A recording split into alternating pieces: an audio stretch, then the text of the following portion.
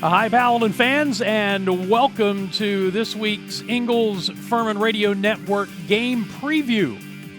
It is Homecoming 2021, second of back-to-back home games at Paladin Stadium for Clay Hendricks' team, and looking for a third consecutive win inside conference play after wins the previous 2 weeks over Wofford and the Citadel last week in the first night game since 2016. This week, it is East Tennessee State University coming into Paladin Stadium for a 2 p.m. kick on Saturday. I'm Dan Scott, the voice of the Paladins, and if you've been watching these, we just try to give you some of the things that we are following storyline-wise in the broadcast booth for Saturday, give you a little bit of a look at both of these teams, particularly the opponent each week, and hope you've enjoyed this new addition to what we do here. As you can see, I'm in the office going through all the stuff that we do for game prep. Hopefully, it'll pay off in the broadcast. That's the plan anyway.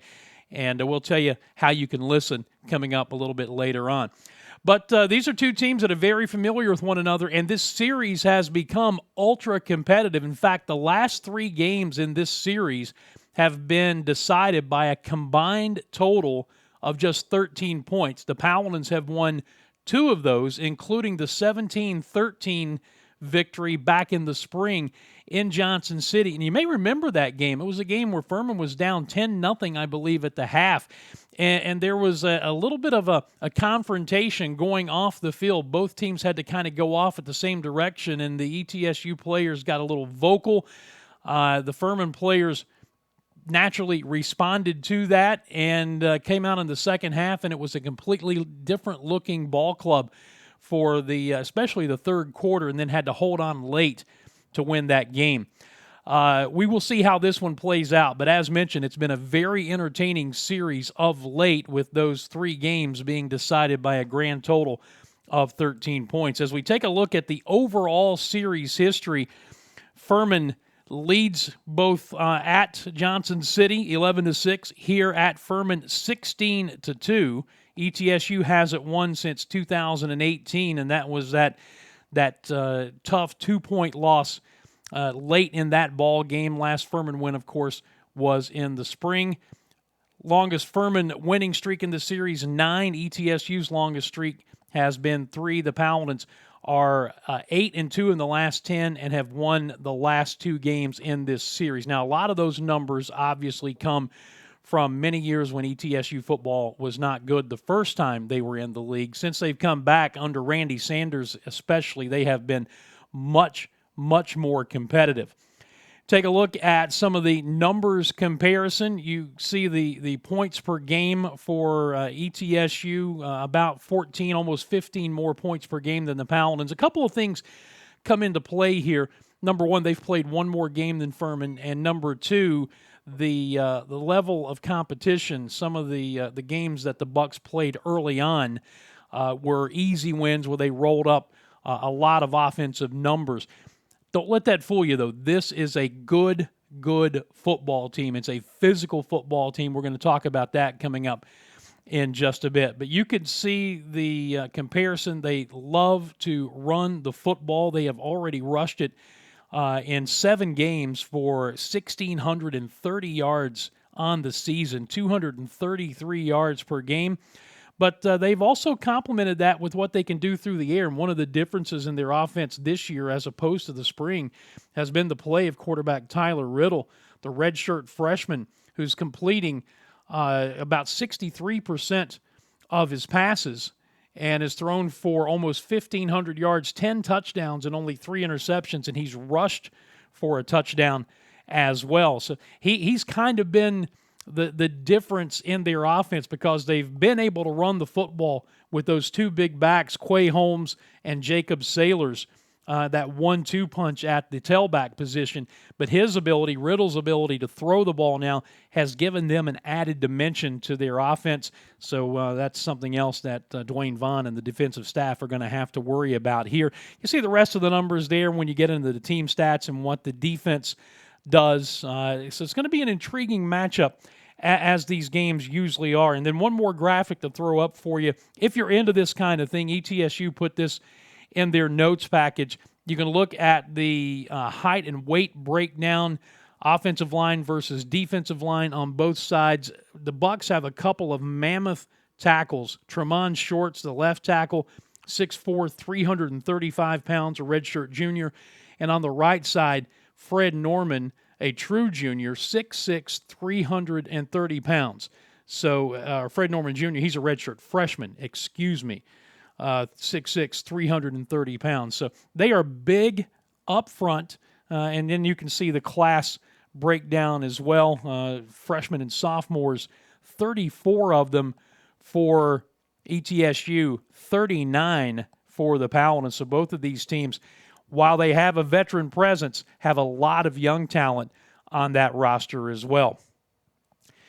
So we mentioned the fact that this Bucs team loves to run the football, and they do it very well with Holmes as the lead back and Sailors, his backup, who, by the way, as the backup, has rushed for 522 yards and 7 touchdowns. They make a commitment to running the football behind that big offensive line.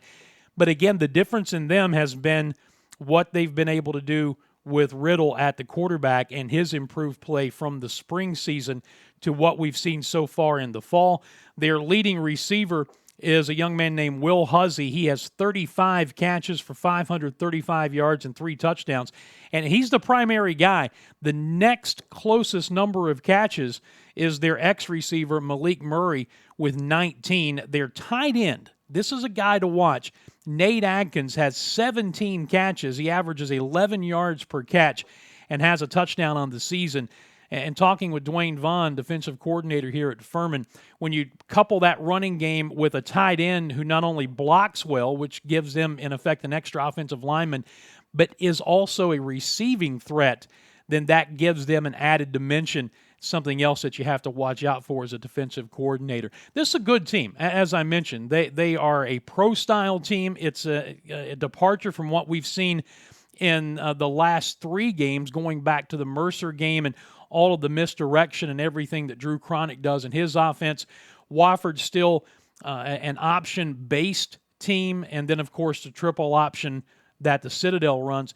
This is a game where you go to a pro-style offense, and I asked Dwayne this week if there was a situation. Actually, it was Ed Patterson when we were talking about in the trenches. I asked him if you have to guard against a tendency to say, almost take a breath and relax a little bit because you've seen 3 very funky, unusual offenses, and now here's a more pro-style offense. And Ed said, absolutely, you cannot let your guard down at all when it comes to defending this team. On the defensive side for ETSU, it's a veteran group. It's a group with a defensive coordinator, Billy Taylor, who has been around a long, long time. They don't do a lot of what you would call exotic blitzes and things like that. When they do, they try to time it to make it count. But they are a very physical, very come-at-you style of defense. The Paladins, of course, last week offensively played without Devin Wynn, who on the final carry of his 31-carry, 204-yard performance against Wofford the week before re-aggravated a groin injury that he had in the preseason. He is expected to be back this week, and how much he'll carry the ball, I don't know. But the thing that has to be encouraging to Furman fans and obviously to the coaches is what's been, and I hate to use the word rediscovering the running game, but that almost applies in the last 2 weeks. And we go back to the week of the Wofford game, and Clay Hendricks telling me that not only did the offensive line have to get better, and he thought they had played pretty well to that point, but they needed to play even better, but he put more of the onus on his running backs. And they had to attack the hole more aggressively, run the ball violently was the phrase that he used with me. And we've seen that in the last 2 weeks. Even without Devin Wynn last week, we saw a resurgent Dominic Roberto. We saw Devin Abrams running the ball with more authority. We saw who else was running the ball very well? It was Wayne Anderson Jr.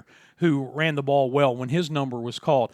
So you've kind of seen an attitude adjustment from the entire backfield. And the more they can run the football, the better it's going to be on the freshman quarterback, Jace Wilson. Clay told me this week, despite the fact that they put Hamp Sisson in late in the ball game against the Citadel to maybe shake it up and give Jace a chance to see some things from the sideline, he's their guy. They feel like he gives them the best chance to win going forward, and they're going to have to live with some freshman mistakes. You go back to the week of practice last week prior to the Citadel game, and Clay pointedly told me, on Wednesday, which is a very heavy day, and I talked to George Quarles about this as well, the offensive coordinator. They do a lot of different things, and he didn't practice well that Wednesday heading into the Citadel game. This week he was much better, and George told me that Wednesday has kind of been their litmus test day, because that's the day when they do so many things, and this week they practice better on Wednesday, so you take that as a good sign. Bottom line, this kid is incredibly talented, but he's a true freshman who missed 10 days of practice in the preseason because of COVID, so they're trying to do everything they can to get him up to speed, to make up for lost time by giving him more reps during the week. And you just hope, from a Furman perspective, that you can continue to run the football well and take some of that pressure off of him. This is going to be a great matchup this week. This is going to be a fun game here at Paladin Stadium. These are two very evenly matched teams, two teams that like to play physical, and two teams among the 5 at the top of the standings with one loss right now, who are still very much alive to win the conference championship outright. The loser of this game goes behind the 8 ball significantly when it comes to a chance to win the conference championship and a second loss in conference play. Now you're at a point where you could not afford to lose again if you want to make the playoff field as an at-large team.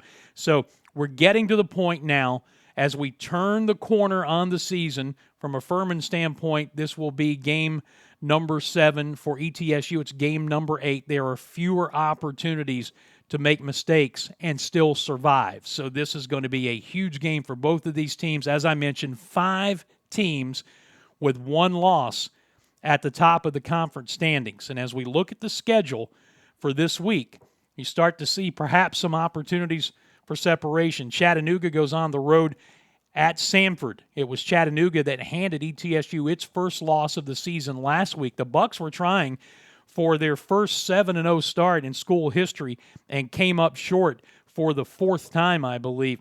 Chattanooga goes to Samford. Samford has not had the kind of season that perhaps people thought they were going to have, but a dangerous team offensively. Is Chattanooga walking into a trap here? We'll find out. Western Carolina at the Citadel. Catamounts under Kerwin Bell, the first-year head coach, still looking for their first conference win.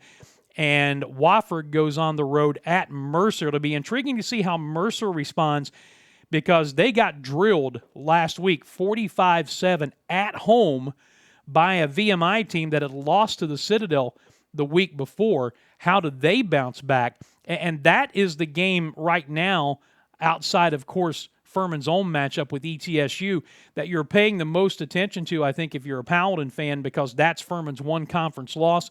Should Mercer lose that game to Wofford and the Terriers get their first conference win and the Paladins win, then that takes the tiebreaker away from Mercer, at least for 1 week. The Paladins would just have the one conference loss. It is getting to that point of the season where it's fun. You're watching the scoreboard. You're watching what's happening in the standings. But as Clay Hendricks and I talked about yesterday, you simply cannot try to play the comparative score game in this league or virtually any other league. It just doesn't work, because from 1 week to the next, the way one team plays one weekend and then the next Saturday, the way they turn it around and play again, VMI being a great example of that, it is a situation where you just have to go out and take care of business. I know it sounds cliche, but it's true. You have to go out and take care of what you can do week by week, and then see where you stand when it's all said and done. I think this is going to be a fun, very entertaining ball game, and I hope that there will be another large crowd on hand to see it happen. Furman, and I don't know when the last time this has happened, but through 3 home dates, the Paladins are leading the Southern Conference in attendance, averaging over 10,000 a game. And I've mentioned this before. in now my 11th season, I can remember one crowd above 10,000 in the previous 10 years. There were probably a couple of more, but I can remember one. This would be 4 straight if you can pull that trick off again. We hope that you'll be here. If you come, bring your radio. You can listen inside the stadium to our flagship station, ESPN Upstate at 97.7 FM. It's 97.1 in Spartanburg. Online at espnupstate.com. You can get the link at the schedule at FurmanPaladins.com, on the Odyssey app, all those ways that you can listen to the ball game. But again, we hope you're here in the stadium, and tickets are available at FurmanPaladins.com, or you can get them just by walking up on game day. At 2 o'clock kick, we'll be on the air with the pregame show, the Pepsi Countdown to Kickoff at 12:30. David Cobb, Marcus McMorris, Tom Van Hoy, and I looking forward to bringing you all the action of Furman and ETSU for homecoming 2021 here this weekend. So enjoy it. We look forward to having you on board for the broadcast. Also, don't forget that you can check us out on Booth Cam on the Furman Paladin Football Facebook page. You'll hear the ESPN Upstate broadcast, but watch the interaction in the booth. That has been, for my way of thinking, a rousing and maybe somewhat surprising success. We're averaging over 200 people a game listening to the game and watching the activity in the booth. It's been pretty amazing to see how that works out. Bottom line is we don't care how you watch or how you listen, just so you do, preferably in the stadium with a radio catching the broadcast. Furman and ETSU, 2 p.m. kick, 12:30 airtime on ESPN Upstate. On the Ingles Furman Radio Network, look forward to having you here and see if the Paladins can make it 3 conference wins in a row. Until then, I'm Dan Scott. As always, saying God bless you, and so long, everybody.